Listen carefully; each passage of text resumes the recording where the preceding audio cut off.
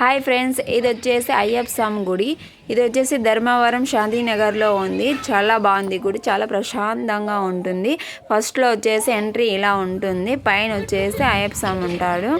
స్టార్టింగ్లో ఇది మండపము అలా ఉంటుంది. పైనకి వెళ్తేనే ఫస్ట్ వచ్చేసి మనం వినాయకుడిని దర్శనం చేసుకుందాము.